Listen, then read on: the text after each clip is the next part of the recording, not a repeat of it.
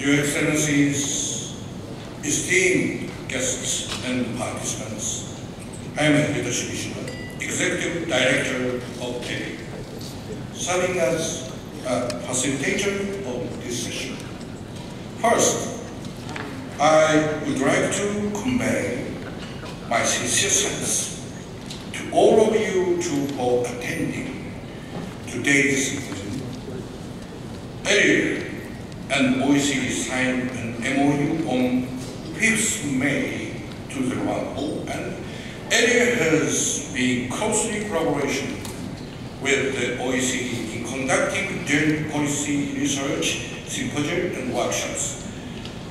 Through the efforts made by ERIA and OECD to implement regional integration and considering the important year of 2015 in realizing the ASEAN community, I am much honored to have this symposium, which will look into the roadmap and the future direction of East Asian integration and ASEAN 2025, as well as the role ERIA and OECD. Here, I would like to invite His Excellency Mr. William Danvers, Deputy Secretary General of OECD, to come to the stage.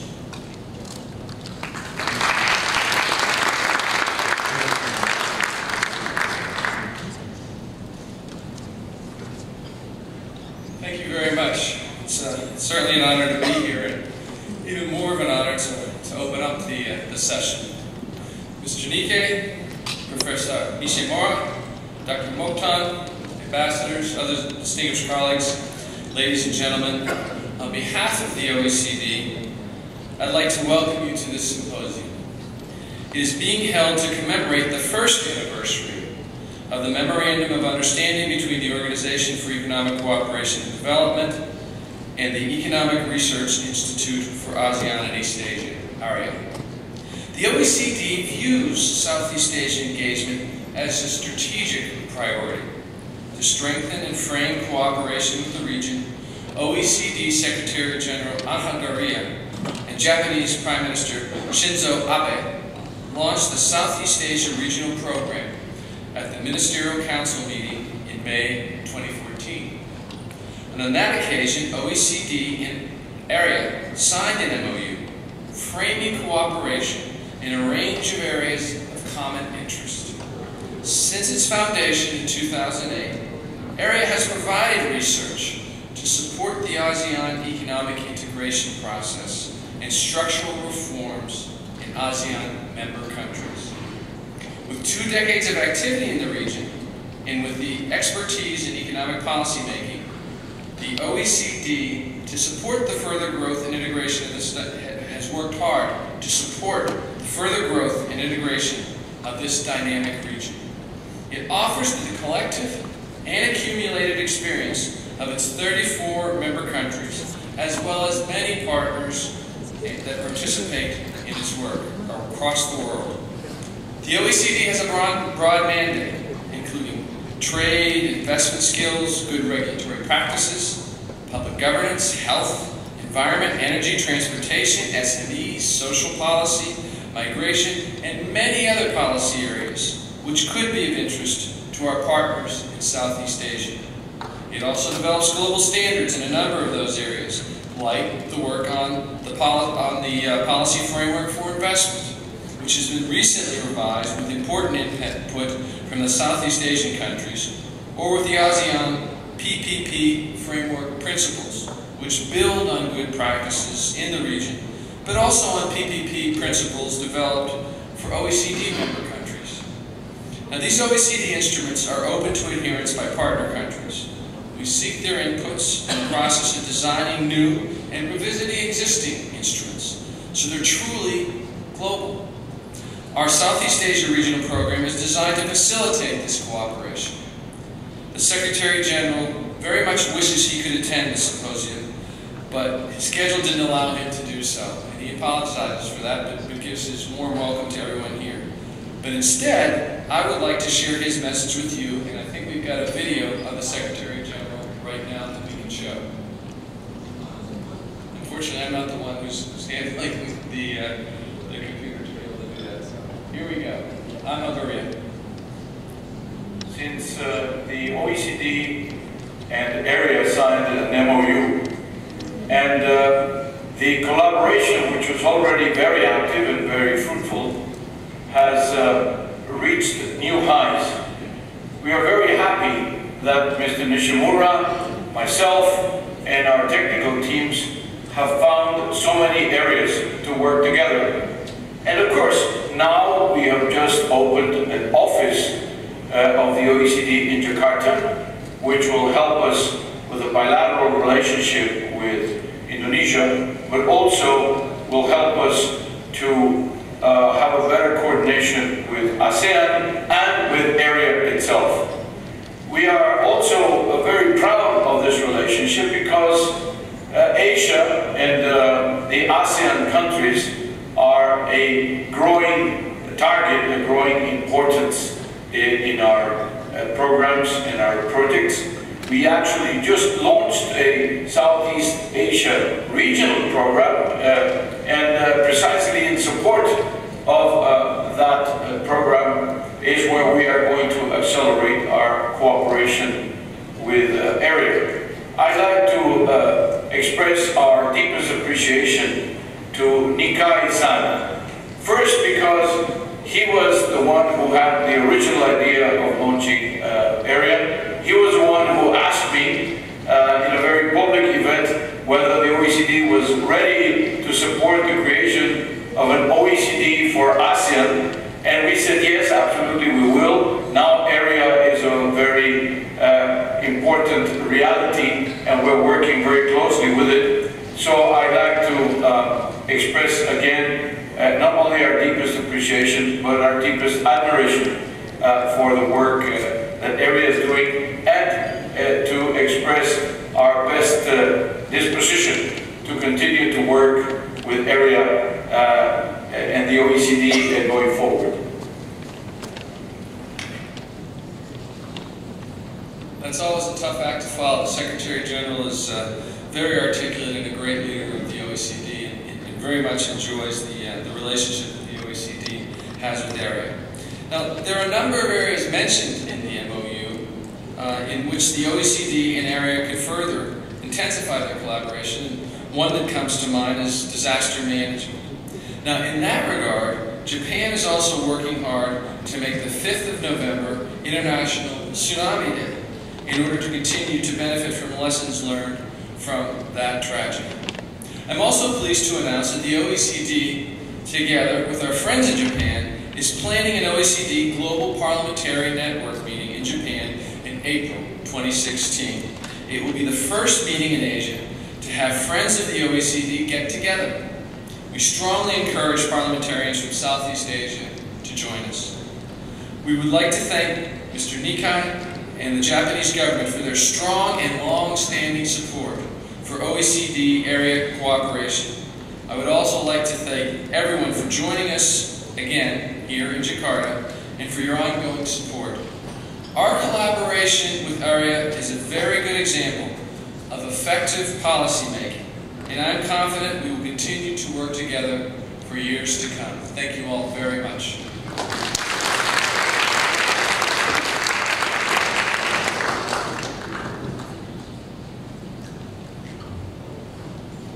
Please take up this seat. Thank you very much, His Excellency Mr. Danvers. Next, may I call upon His Excellency Mr. Toshihiro Nikai, Chairman of the Liberal Democratic Party Executive Council and a Chairman of Parliamentary League for ERIA.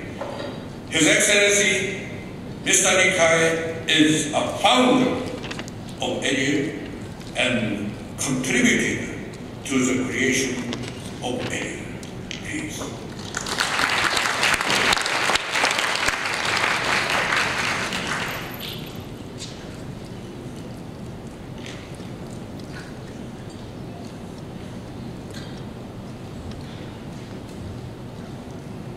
ご紹介をいただきました日本の超党派で結成しておりますエリア推進議員連盟の代表の理解俊弘であります。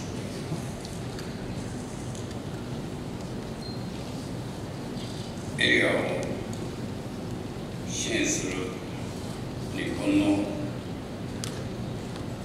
議員団の中から今日は代表者9名がこの席に出席をしています。エリアの設立と議員連盟の関係でありますが、2008年に東アジア版の OECD だということを目指して設立され、早7年を経過しました。エリアを幅広い政策研究を実施し、その活動はサミットや経済大臣会合にも高く評価をされるまでに至りまし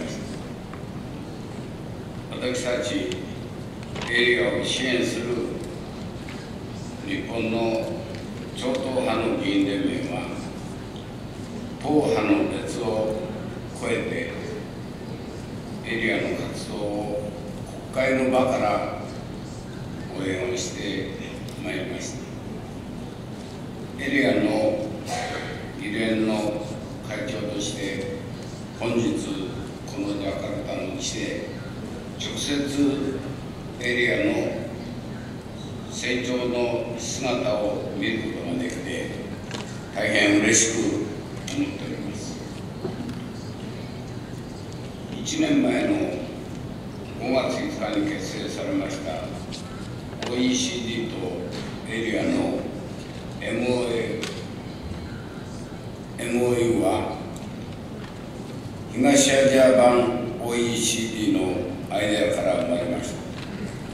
エリアにとって意義深い出来事でありました。ASEAN の今後の共同体を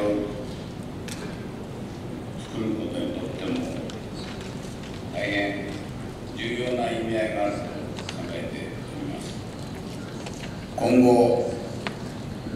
両者が得意分野を生かしながら ASEAN をサポートされていくことを切に希望するものであります。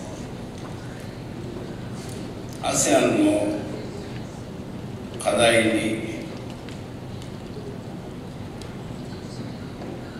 目を移しますと、我々は共同体としてのつながりを深めていくためには、しっかりとしたインフラを作り上げていくことが必要だと考えております。特に災害に強く環境への影響にも配慮した質の高いインフラ整備が必要であります。地域の中長期的な発展に大きく寄与することを確信するものであります。とりわけエリアが中立的な客観的な立場で適切なインフラ整備に関する基準を示していくことは、国際的にもインフラ金融秩序の維持発展にも大いに貢献するものだと考えております。さらにもう一つは国際的な国土強靭化であると考えております。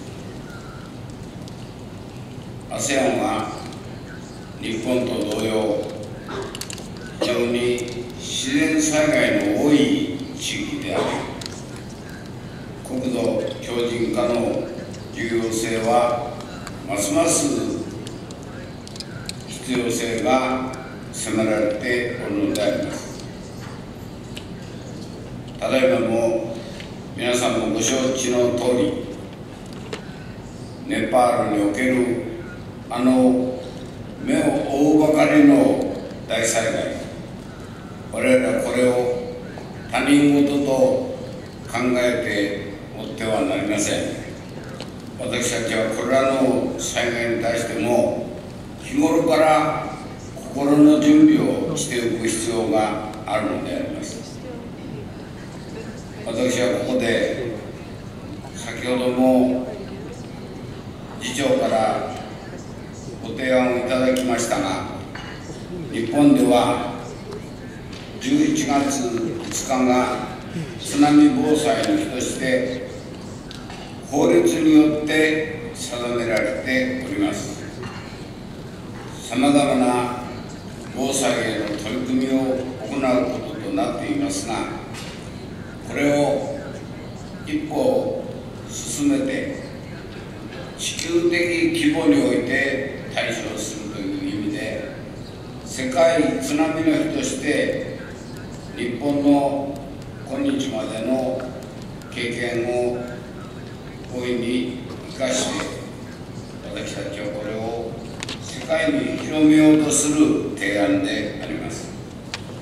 安定的な経済成長のための土台として、さまざまな日本の今日までの経験をアジアと世界の共通財産として展開することができるように期待をいたしております。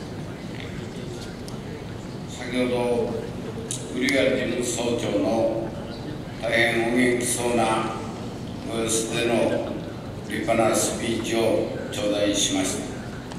僕最近日本にお見えになったばかりでございますから、もう幾日も経ってないわけですが、大変このご活躍を嬉しく思います。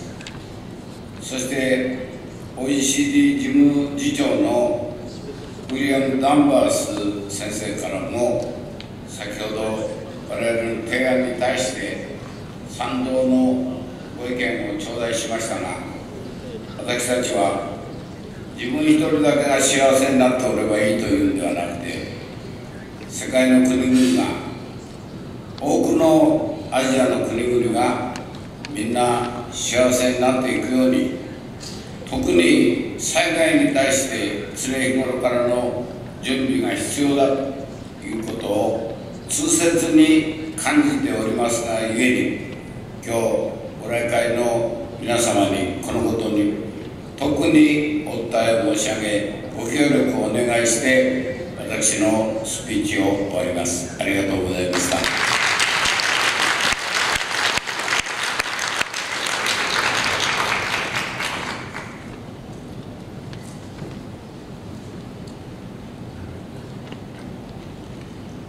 Thank you very much, His Excellency Mr. Nikai. Next, may I invite His Excellency Dr. Mochtan, Deputy Secretary General of ASEAN for Community and Corporate Affairs, to make the opening remarks.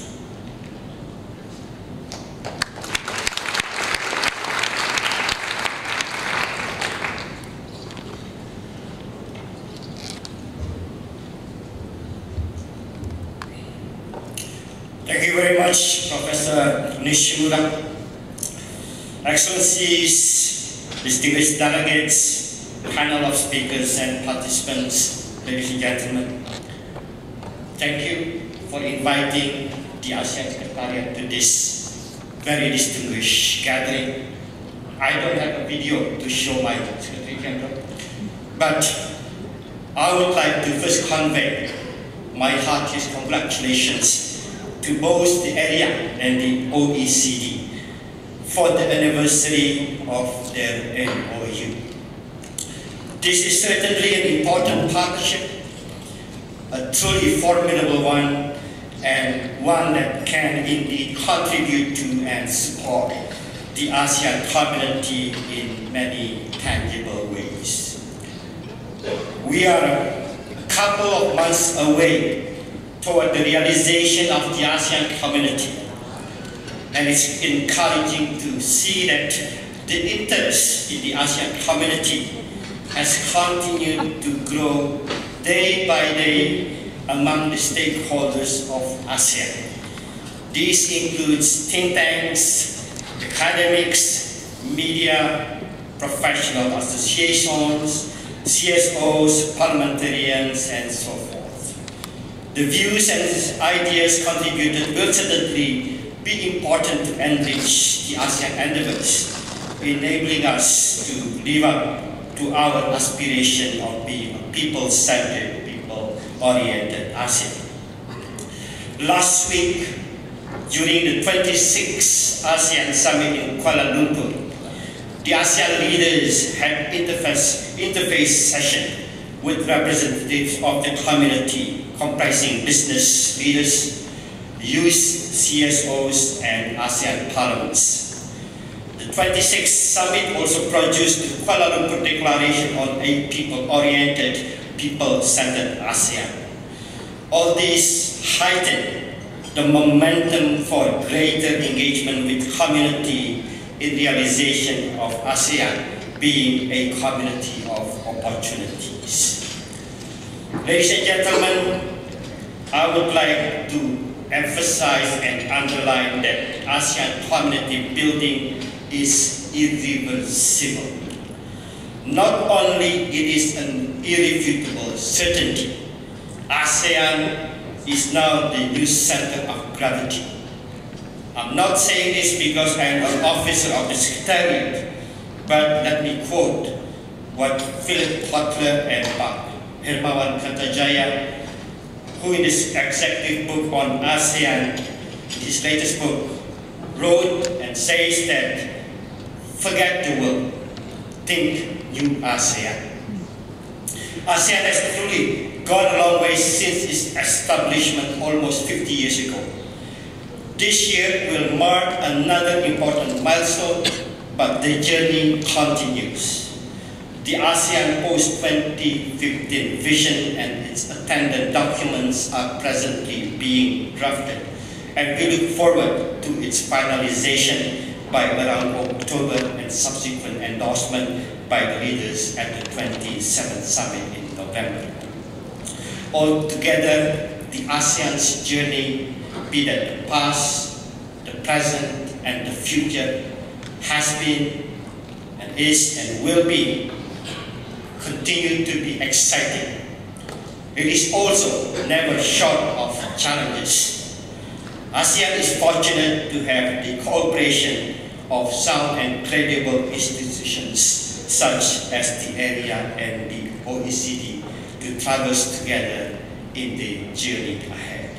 On that note, I look forward to fruitful deliberations and wish once again the ERIA and the OECD to have even greater success in their joint endeavors from here onward. Thank you very much.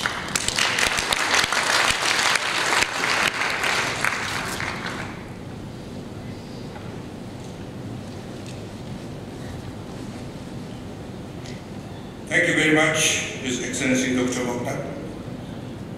Very recently, I was in Kuala Lumpur attending the ASEAN Summit, and I had a meeting with Malaysian Prime Minister Najib on April 1st.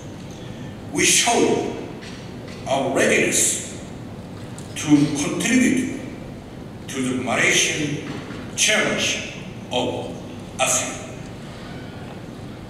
And the culminating year of 2015, and also looking at the regionalism process 2025.